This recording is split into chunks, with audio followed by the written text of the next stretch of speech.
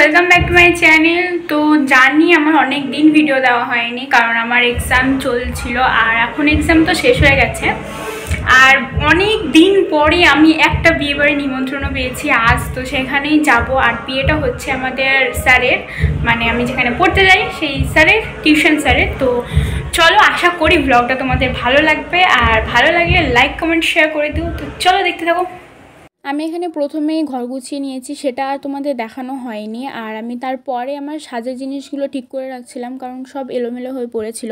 আর আমি তোমাদের এটাই দেখাচ্ছিলাম যে আমার কাছে প্রচুর ইয়াররিংসের কালেকশান আছে। আমি প্রচুর ইয়াররিংস কিনতে ভালোবাসি, মানে কিনি আর বাক্স ভর্তি করে রেখে দিই, সেভাবে তো পরা হয় না। আর সারা বছর তো সেই স্টোনের ছোটো ইয়াররিংসই পরে থাকি। আমি জানি হয়তো অনেক মেয়েরই এমন অভ্যেসটা আছে, ইয়াররিংস কিনে কিনে বাক্স ভর্তি করে রাখা।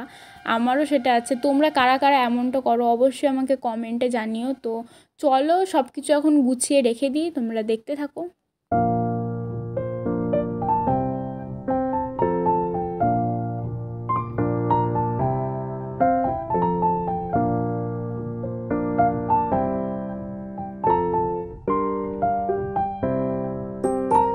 হঠাৎই আমাদের মনে পড়লো যে বিয়েবাড়ি যাবো, বাট আইব্রো তো করাই হয়নি। তাই মামি, ভাই আর আমি আইব্রো করতে চলে যাচ্ছি। মানে মামি আর আমি করবো, ভাই করবে না। আর ওখানে গিয়ে আমি ভিডিও করিনি, কারণ আমার মনেই ছিল না। আর এখানে মামি বলছিল ফেসটা কেমন চেঞ্জ হয়ে গেছে। আর আমরা তারপরে নিয়ে নিয়েছিলাম চাউমিন। আর সত্যি বলতে অনেক আগে আমরা বাড়ি চলে আসতাম, বাট এই যে এখানে অনেকক্ষণ টাইম লেগেছে আর অনেকক্ষণ দাঁড়িয়েছিলাম, সত্যি খুব বোরিং ফিল হচ্ছিল, কি যে বলবো। আর এই দিকে একে দেখো, এর তো কোনো চিন্তাই নেই। ওর একটাই চিন্তা যে ওকে কখন চাউমিনটা দেওয়া হবে। আর আমি এখানে এতটাই বোরিং ফিল করছিলাম যে ক্যামেরা অন করে আমার ফেসটা দেখছিলাম যে কেমন লাগছে।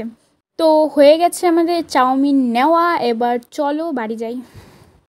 তো গাইস, বাড়ি চলে এসেছি আর আমার মোটামুটি সাজা কমপ্লিট। লিপস্টিকটা পরবো তাহলে হয়ে যাবে। আর এখন যাব বিয়ে বাড়ি, আর ওখানে কি কি করব সেটা তো তোমাদের সাথে শেয়ার করবোই। তো পুরো ব্লগটা দেখতে থাকো, আশা করি ভালো লাগবে। তো চলো লিপস্টিকটা পরে নিই আর হেয়ার স্টাইল করবো, তো দেখি কি করা যায়। তো ফ্রেন্ডস, আমি রেডি। তো আমাকে কেমন লাগছে সেটা অবশ্যই তোমরা কমেন্টে জানিও। তো চলো যাই, দেখি কি হয়। প্রথমে এসে একটু বসে তারপরে আমাদের ব্যাচের স্টুডেন্ট, স্যার, ম্যাম সবার সাথে ফটো তোলা হয়ে গেছে। জানি না ফটোগুলো কবে পাবো।